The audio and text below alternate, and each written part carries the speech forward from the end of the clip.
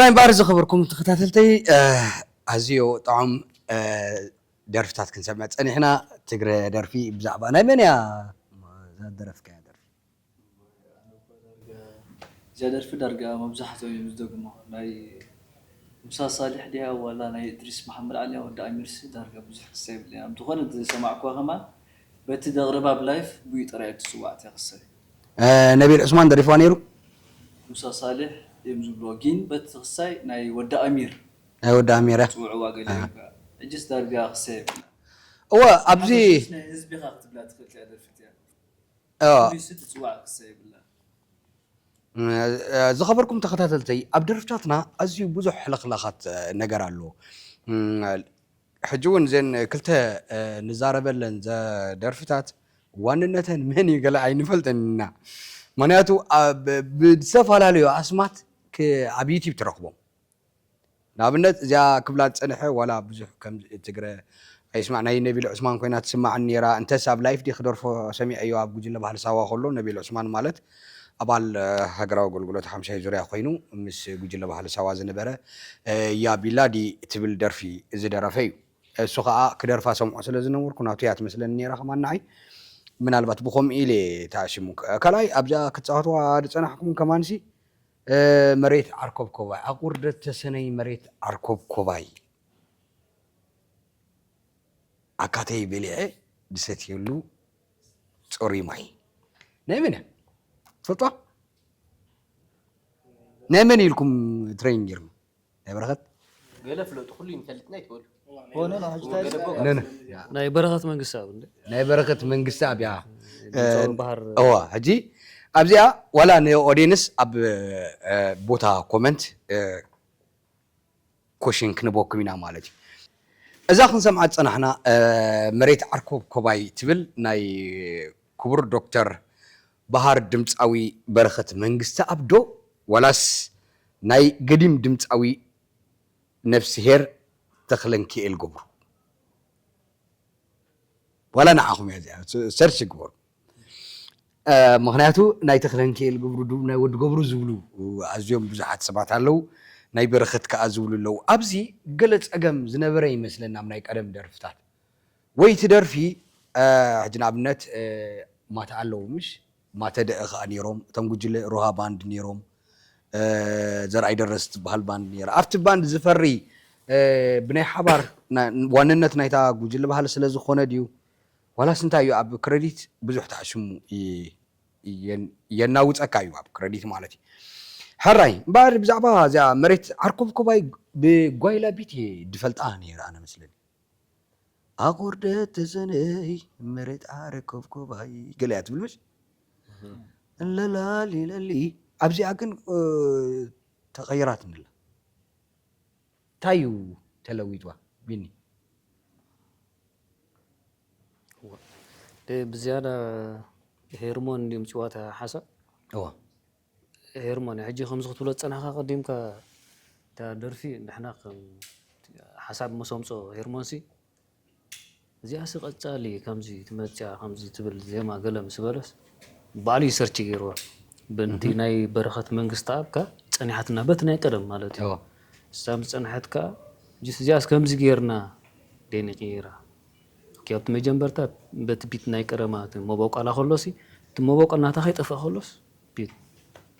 نتا بيت درامسي قيرا بالناس كمزي بزياراسو كصحاش تحساب شواني اوكي حراي بين غمز خبلاد صنحنا بخاي باسكيرو ادلو حفشاوي طرفا بيلكا اسفح بيلكا بزعبا زيا كن خمي تغيرا خمي دي تحساب تبجيسو انتي فولي نغرك تتقيمنا لنا كنبل نخل ابزي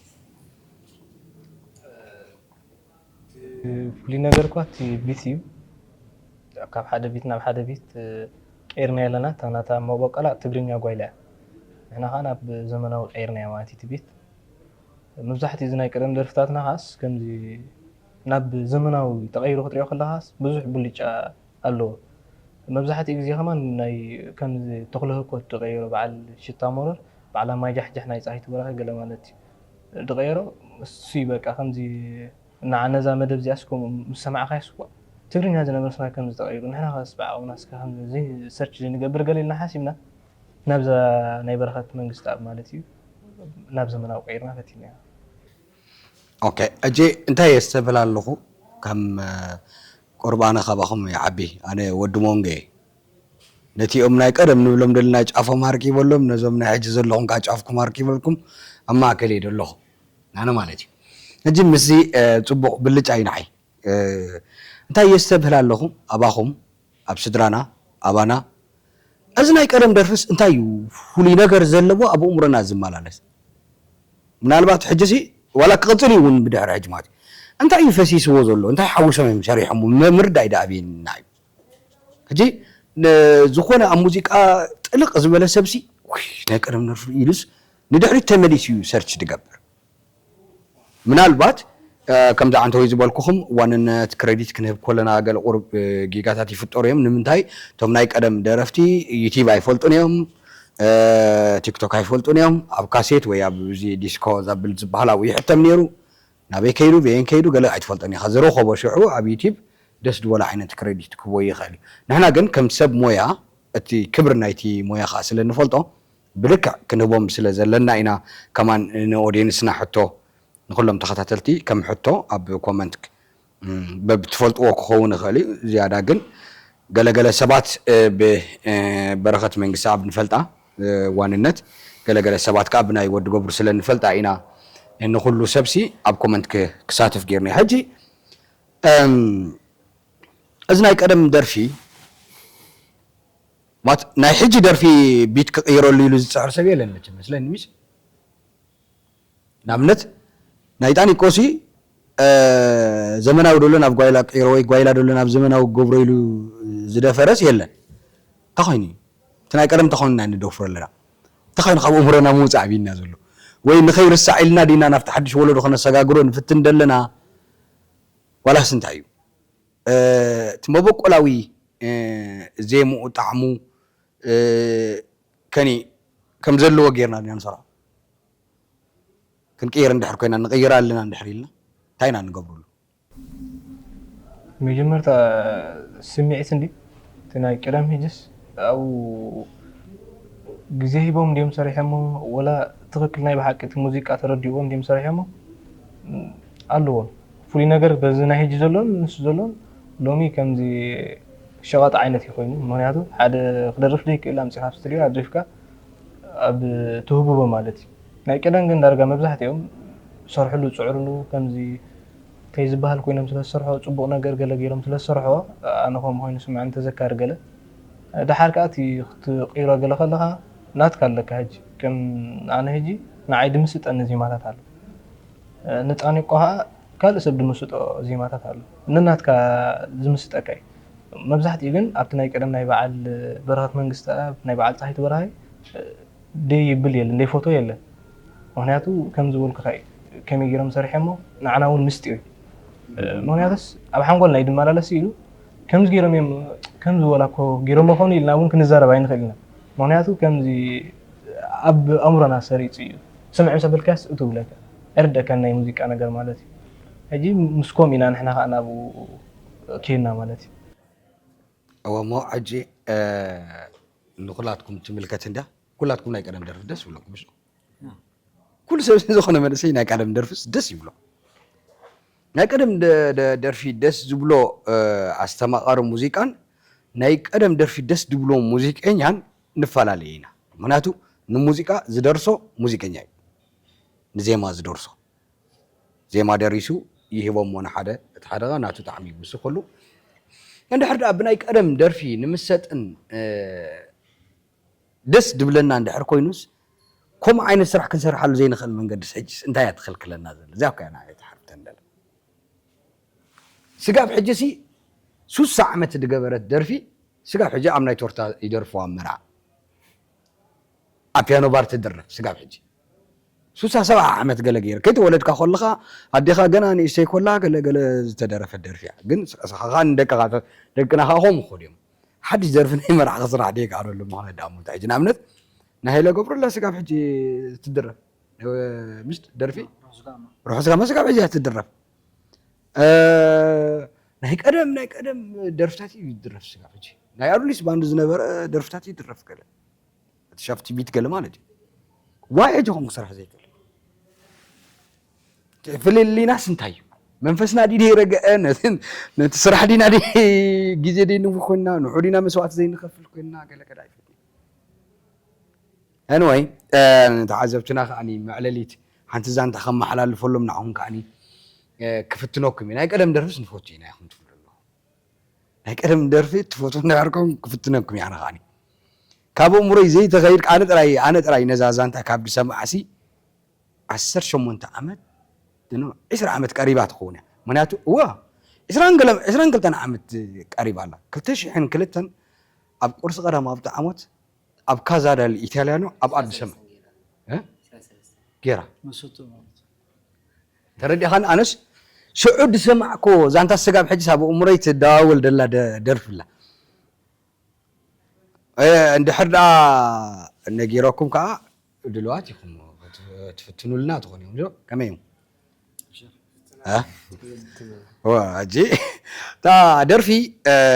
ብዙሓት ሰባት ኣብ ዩቲብ ገሊኦም ናይ ቤነ ፍረ ኢሎም ፅዒኖም ኣለው ኣነ ግን ካብ ኣፍ ቤነ ሃብተ ማርያም እየ ሰሚዕ እያ እታ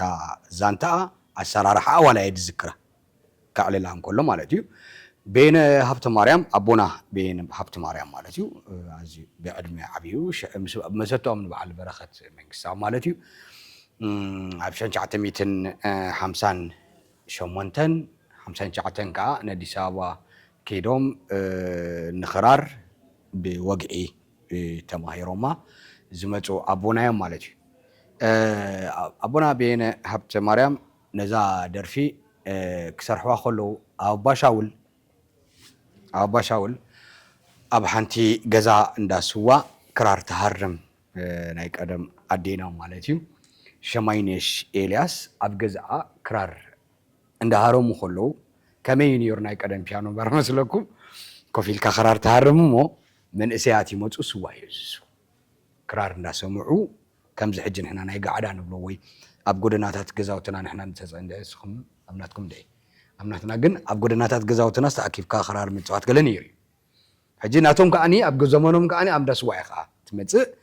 ስዋ ይእዘዝ ጀምዓ ኮይኖም ሰትዩ እቲ ክራር ዳሃርም ከዓ ይሃርም ማለት እዩ ሕጂ ኣብዚ እዋን እዚ ልክዕ ሰዓት ፋዱስን ፈረቓን ትመፅእ ጓል ንሰይቲ ነይራ ጓል እያ ተምሃሪት ቃዝያ ምስ ዲቪዛ እያ ትመፅእ ኮፍ ትብል ሓንቲ ስዋ ተውርድ ሙዚቃ ስምዕ ኣቢላ ልክዕ ሓደን ፈረቓን ምስ ኮነ ትኸይድ ኣብ ሰዓት ትኸይድ ሓደን ፈረቓን ንሳ ምስ ከደት ሓደን ፈረቓን ከዓ ዳኣ ትወድሎ ኣብታ ናታ ኮፍ መበለ ኮፍ ኢሉ ከዓ ስው እንዳሰተየ ገለ ክራሩ ይሰምዕ እዚኦም ቆምቲ ዓማዊል ናይ ባባ ቤነ እዮም ነይሮም ሕጂ ሓደ እዋን ግን ሃንደበት ጠፊኦም ክልቲኦም እታ ጓል ጠፊኣ ትውድኻ ጠፊ ኣቦይ ቤነ ከዓ ምዛ ጓል ፍቕሪ ሒዝበሉ ሲኢንዋ ኣድራሻ ኣይብሉን ቀደም ቴሌፎን ገለገለ ይነበረ እንትፈልጥዮምሽ ወይ ደብዳቤ ገይረ ኣኹላ ኢላብ ገለ ደርቢያት ልካ ትኸይድ ተንብባ ሕጉስ ትብል ገለ ከምኡ ኢደላ ጠፊኣ ዳሃያ ምስ ጠፍኦ በቃ ብጣዕሚ ኣውለፀቦ በቃ ቀቢፅዋ ኣባር ኣውቲስቲ ኣቦይ ቤነ ሃብተ ማርያም ቪቶሪዮ ቡሲ ተወልደ ረዳ ኣብ ባር ኣውቲስቲ እንዳሰተየ ከለዉ ሓደ ሰብ መፂስ መርዓ ዓርኩ ሕልፎት ምሻሎ ምሸት ዓርኩ ሕልፎት ንፃወት ኢና ጓይላ ኣብ ዓድና ዓርኩ ሕልፎት ኣለና ሞኒ መርዓ ስኻ ክትፃወተልና ብኸምኡ እየ መፅአካ ተባሂሎም ተሰማሚዖም ዋጋ ናይ ቀደም መሳርሒ ሙዚቃ ኖርማሊ ኢኻ እንጠልጢልካ እያ ትኸይድ ዘናይ ቀበሌ ዝነበረ ሆርኒ ኢኻ ሒዝካ ትኸይድ ስቕል ተብላ ክራርካ ሒዝካ ጥራይ ኢኻ ትደርፍ ጓይላ ተጀሚሩ ሓድሽ ዓዲ እዩ ትመርዓ ኣብ ሓድሽ ዓዲ በቃ ናይ ልቡ ሰብ ይፃወት ሓዲሩ ኣብ ከባቢ ፍርቂ ለይቲ ዕሰለ ትብል ኢኻ ሕጂ ሎ ድዩ የለን ምሽ ሓንቲ ዓመት መርዓሎም እዩ ኣብ ዓርኩ ሕልፎት ዕሰለ ትብል ኢኻ መኾምቢያ ገይረን ገለገለ ኣምፅአን ዕሰለ የብላ እየን ዕሰለ ኢሉ ጅምር ከብል ከሎ ፊት ንፊት መርዓት ሃንደበት ተሸፋፊና ገለ መፅያን ኣብዛ ዳስ እቱ ምስ በለት ሰብ እክብ ኢልዋ ባው ኢላ ጠፊኣ ካብ ዳስ ሃዲማ ኸይዳ ኩሉ ሰብ ደድሕሪኣ ወይ እንታይ ኮይና ገለ መለ ክብል ነዚ ደራፋ ይረሲዖሞ ደሞዙ ተዋሃበ قاليته وهبه هورنو حيزو قفف نابله نابار أوتيست مت نابار أوتيست مت مسبله انتي قاتيمو إذا مرعت مرعو دلا أنت تمهري تبتي نداسوات موتو زنبرت بينز فتوى زنبرت قال نسيتي كم زندي قاتي من تاز فتوى زنبر قال يا ساعة مرعوني ساون قال فقر نيروا مالتي سلازي مسرعيتو كتصوري كالتن كابداس هادي مخيله شعوق لاقصي ጨርቃን ገለገለ ተጀሚሩ ተታሒዞም ናቤክ ሄዶም ንማታ አኺዶም አፍታ ትሬን ድገብሩላ ሰዓት ባአ ተጀሚራ መጀመሪያ ናይዛ ደርፊ ዚኣ ናይታ ዜማ አደራርሰአ ናይ ካቴድራል ደወሊ ነይሩ አብ ማታ አኮፍ ምስበልካ ሰዓት 6 ምስ ኮነት ናይ ካቴድራል ደወል ክድወል ኮሎ ናይ ደወል ናይ ካቴድራል ኖቴ ተንሽዋዓተ ኖት አለው ትድምጽስ ዲው ዲው ዲው የንድብላ ተኖታ እንቆጥሮን ከራከ ቃኒ ይخلو ገለመለ ብቆም የምጥቀሙ ነይሩ ኮፊሉ በይኑ ተኪዙን ኮሎ ከምዚሉ ዲን ዲን ዲን ጥራይት ብል በዚያ ጀሚሩ በይኑ እንዳስተንተነ ኮሎ ተፍክረኒ ዝነበረት ሓደጋ ወሪድዋ አሞንጎ ፍቅርና ካለ ተሓፂዋ يفتوك نيري يفكركي أمونغو فقرنا كال تعزيوكي دابل زا درفي يسرحا مالتيو اندحرنا يقدم درفسات اندحري خايو ابتم جروب افتو تيم يمركز ناي بحق زانتا زلو قالي يدرب نيرو شعو تي قدمتات من البات حاجه ابز خوينا نريو خلنا نحنا كمزي ورط يصنا ندينا نامصصنا سدد خدنا قاله دير لنجرينا ناتو قرهن ايدلو بقرهن ايدلو انتي تخلون تحركونكم سكيركم ما فاتح وايد سقاب حجي بفقرا كم زلخ اكيدكم حبروا يبل قطمي بز حج دلو سرعته قطم قال زبحال يلن اكال قال دبحال يلن لوخات سدلا مو تمري شخ ازنا عايز زاربا مچم تملوخات سديدل كزلخ سايتخرعلو من تخون قال خايبلا تمريز خا بمحازة خير كدبدا بلا أخلي يدولا هجي تادرفي بكم زتنقط من حراوت عبينين حجي عبزوان زنانا كسحق عنا يقالي أفتح أوانتي أجن حمام وشت يدوت سنير وتسبعين مالتي زادرفي بوازا درف خوينا عبز زلو تعمي إيكفتناكم زدل الله هجي ما تناكرم درف نفتينا عندي فيكم مزان داع لكم الله زادرفي واننتا زخبركم تخطاتلتي ابيتي مساعتكم بين فريلا ختمصاكم تخيليا بين هبت مريم تبلكا كتمصاكم تخيليا كلتيኦም بين سلا زخونو شمدو ادانا غيراتهم كتكون تخيل ادنا ايفلطني وي ون اب حدا كبابي اب حدا كل ادمه سلا زنبرو زتباتاتن درفታት ተአኺቦም እንደማ በዩቲዩብ ድጻዓን ዘለው አነ ግን ካብ አፍ ባባ በይነ ሀብተ ማርያም ያነ ሰሚ ያዚያ አብ ቁርስ ቀዳ አብጣዓሞት አብ ኢንተርቪው አካብ ኡዝኒ ሰሚያ ማለት እዩ እዚያ ትመስል ናፍታ ደርፍክን ከይን አነ ክፍትና እንደ ዝቆርኩም ተኸታተልቲ ከይጽርፉና አነ ደራፋያ ኮንኩን ይህ ጀምዓ ትፍትና በፍላይ ጊታሪስት የኸብያ ምናቱ ናይ ጊታር ፓርት ደሎ ክጥዕም ዓዲ እዚ ሲ ቅድሚ ክንደይ ዓመት 1960 ዝተሰርሐ ደርፊ ኢና ንብል ደለና እጅን ድሕሪት ናብ ቆልዑ ሱሳታት ክመልሰኩም ማለት እዩ ናፍታ ደርፊ ንኺድሞ ብድሕሪኻ ዘዳለኹምና ሓንቲ ኢንስትሩሜንታል አላ መስለኒ ንኽልቲኤን ሰሪሕና እዛ ፕሮግራምና ብኸምኡ ክንውዳእና ቅድሚ ምውዳእና ግን ዝኸበርኩም ተኸታተልተይ እዚኦም መንእሰያት ኣዝዮም ጽቡቕ ብቕዓት ዘለዎም ኣብ ጽቡቕ ኮንዲሽን ዘለዎም መንእሰያት ክተተባብዕዎም ይላብወኩም ኣብቲ ቦታ ኮሜንት ኣትይኹም ርእይቶኹም ሓሳብኩም ብፍላይ ድማ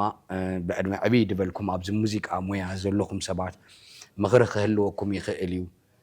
ወይ እውን ኣብ ደርፊ ዓለም ዘለኹም ሙዚቀኛታት ተሸጊርኩም ስጋብ ሕጂ ዘለኹም በዚ ኣብ ኮሜንት ዘሎ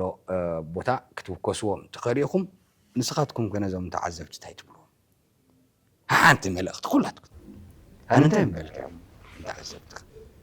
أنا قدمت بقى حمزة بركة تن أسايمنت بكام دلها درفس ولا إحنا سيرش يرنا سيني عندنا وانتن كلايكا أنت بالك هنا تصير ريتو بلك ريتو نحد بعلمويا بتعمي جستخاكلو يعوتو يعبيو نمايو ما تحوي جست 5 عندنا هذا زو موسيقى حفرات يا مزني كم زحتي تقطر سي كستو بلا طراي بلو راي هذا هذه ويلوا داتك حسان سعيد حسان زرب زربو ترى مزاربنا لو زربو جستم توريس بقى دحقوش دعقب ነገር ክንገብርስ ወይ ኩን አብዎስ ክንጻር ኣነስ ኮ اوكي ጽቡቅ ሕጂ እንታይ ንምንታይ ከም ዝብሎም ዘለኹ መሲልኩም ኩላትኩም ኣብ ዘመደ ብዚኣ ትከታተልዋ ዘለኹም ምናልባት ኣብ ዝተፈላለየ ናይት ክለብ ኣብ ዝተፈላለየ መርዓታት ገለ ርኢኹሞም ክትኮኑ ትኽእሉ ኢኹም ያ እንጀራዩ ሞያዩ ባህልና እውን ስለ ዝኾነ መርዓ ብዘይ ጓይላ ስለ ክግበር ርኢና ዘይንፈልጥ ከምቲ ሓዘን ነፀላ ትገብር መርዓኻ ጓይላ ኢኻ ትገብር ግዴታ እዩ ማለት እዩ ሕጂ ካብኡ ሓሊፉ ግን ነባር ዝኾነ ናብ ወለዶ ክሰግር ዝኽእል ሞያዊ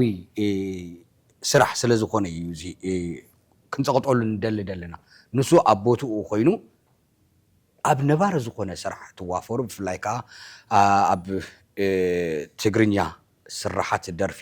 ትነጥፉ ኩላትኩም ክትኮስዎም ስለ ዝደሊ ደለኹ ክእረም ዝግብኦ እንዳኣረምኩም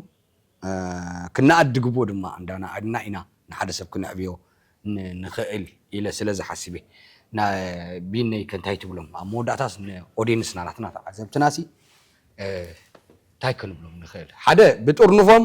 ነዊሕ ክኸዱ ተስፋ ንገብር تم خلي لهم من تواهيلي ቢነይ ብዙሕ ካብቶም ዘረባ ደ ይፎትዮም ኢሎኩም እየ ዳማ ስኻ ከምቲ ዝሰም ዝበሎ ዲ برافو فليد እጅ ሁሉ ጊዜ ስነ ጥበብ ተመራሊኻ እንዴ ከምዚ እና ተዓቕምና ዘፍቆረ ጌርና ኣለና ኦዲየንስ ጋር ዝኾነ ነገር ኣብ ጊታር ዲፀገም ወይ ኣብ ቤዝ ኣብ ኪቦርድ ክራር ዝኾነ ፀገማት ዘለስ ካብ ኦዲየንስ ኢኻ ትሰምዕ ዝኾነ ነገር ተዓዛባይሲ እስኻ ትደርፍ ኣለኻ ተዓዛባይ ጋር ፀገማት ይነግረካ ማለት እዩ ኣብ ከምዚ ነይራ እሞ ከም ዝተገበርካስ ፅቡቕ ኣብ ኮሙስ ዝኾነ ፀገማሲ ኣብ ኮመንት ተዝገፍና ተስምልና ንዑት ገንዚፍካ ከዓ እስኻ ፀገም ደሎ ከዓ ትሰርሕ ማለት እዩ ዕቤትካ ኸውን ካብ መዓልቲ ናብ መዓልቲ እንዳዘየደ ኸይድ ማለት እዩ ብግዜስ ንኸፌታ ማለት እዩ ክበላለካ ተቐቢልካ ዘለኻ ከዓ ኣብ ተግባር ክትገብረለካ ማለት እዩ እዚኣ ክብል ዝኽእል هراي مبار زخبركم تختاتلتي انا ون حنت نجر كملالو ابزا زبلا مالتي ابوتا كومنت من البات زي تذكروا ግን ከኣኒ ክትጠፍኡና ዘይንደልዮም ደርፍታት እንድሕራል እዮም ኮይኖም ናይ ቀደም ብሃሳስ ቀደም ካሴት ገለመለ እንዲዩ ዝምላእ ነይሩ ኮሙታት እንድሕራሎ ኮይኑ ኣብ ዩቲዩብ ዝተፃዕነ ድዩ ዘለኩም እንድሕር ኮይኑ ሊንክ ክትገድፉልና ትኽእሉ ኢኹም እዚ እንተድሕደስ እዚ ክትሰርሕዎ ምደለና ትብሉ ብፍላይ ከማ ናይ ዕድመ ሰብ ፀጋ ኣብ ስደት ዘለኹም ወላ ኣብ ኤርትራ ዘለኹም ስድራ ቤትና ቦታትና ገለ ዝኾንኩም ማለት እዩ ከም ተወሳኺ ኣብ ቦታ ኮመንት እታ ሊንክ እንተትገድፉልና ወይ መወከሲ ትኸውን ስም እንድሕር ፅሒፍኩምልና ብኻልኣይ መደብ ብዓብዪ ብስፍሕ ዝበለ እዚ ፕሮግራም እዚ ክንቅፅሎ ንኽእል ኢና ማለት እዩ ናብ ሄረ ኣብ መወዳእታ ምድጋሚ እንታይ ሞቱ ኩልኩም ኢልኩም እዮም ወላ ሓንቲ على حسب يبلين ዝኾነ ኣብቲ ቦታ ኮመንት ክጎብልና ብትሕትና ነገር ማለት እዩ حراي ቀድሚ ኣነ ምድራፈይ ሓንቲ ጥዑም ጌሮም ጥዑም ላዛ ጌሮም ደገማዋት ዝተፃወትዋ ፀወታ ራሄል ቬላ ኣቲ ራሄል ቬላ ትብል ናይ ገዲም ኣቦና ድምፃዊ መምህር ግርማይ ሰሎሞን ዋንነት ንምፍላጥ ማለት እዩ ኣቀዲምና እውን ተዛሪብና ስለ ዝነበርና ዝኾነ ደርፊ ከምቲ ቅድሚ ሕጂ ዝነበረ ኣምፂኻ ብድመፅ ኣልካ ስኢልካ ምልጣፍ ዘይኮነ ክሬዲት ዋንነትን ናይ ግድነት ክፍለጥ ኣሎ እቶም ንፈልጦም ከምዚ ሕጂ ንህቦም ዘለና ናይ ባባ ግርማይ نزاربهم دلنا ولا ناي بين هبته كم تزاربنا يوم كم خاني ناي كالوت أبكال عدتاتنا بنتا بناي تجراي شمس تسوي له بناي إرترا ناي تجراي كوينو بناي إرترا تسوي له ناي بعل جبرز على درفتات قال له اليوم بلكع ولا ناي قدم درفون ناي بعل عثمان عبد الرحيم بلكع تفلطهم سبات بفلايكات صحفتي ጋዜጠኛታት ኣብ ስነዳን ምርምርን ተነጥፉ ሰባት ብልክዕ ክሬዲቶም ሂብና እቲ ዋንነት ክነፍልጦም ይላቦኩም ቶም ተዓዘብቱ ማለት ያ ቦታ ኮመንት ክትጽሕፉልና ትኽእሉ ኢኹም ዝተፈላለዩ ሓሳብ ማለት ብኹም ክንሰንዶ ስለ ዘለና እዩ ብድሕሪ እዚኣ ራሄል ቤላ ትብል ናይ ባባ ግርማይ ሰለሙን ደርፊ ብድሕሪኡ ኣነ ሓንቲ ደርፊ ክትሕዞም እየ ንዓይ እውን ንመዘከርታ ክትኮነኒ BTF Entertainment لهم أرتيست دمتساويال ناب كامبالا بملك كونسرت تمتسو ويدما كم زي أقدم بينا استزاربنا نا استوديو صراح كلكم زخ لكلاتكم عبيتن نعيشون جيشكم تمتسو نابزي دمتساويان درفت مالتيو كم تقدمنا زبلنايو زي كورال باند دلونتها تجلس لله كم زي من إسيات كالوت باند تاتون كبز حلنا إنا نمني سلزي نزيهم كورال باند كترخبوهم تخوليهم في اللايكا أبوتا كومنت يدلينا كم زي مدف ندلينا أنت داعيلكم لحر صحيفكم بقربا أبقربا ناس لزلو كان الرخبوكم نخلينا أزي أخب لكم يدلي نفتن تريفن دلوها مدف كحلفوكم تطعمو بخال مدف سفح زبدأ عبي شو سقاب نرخب عليك تطعمو BTF Entertainment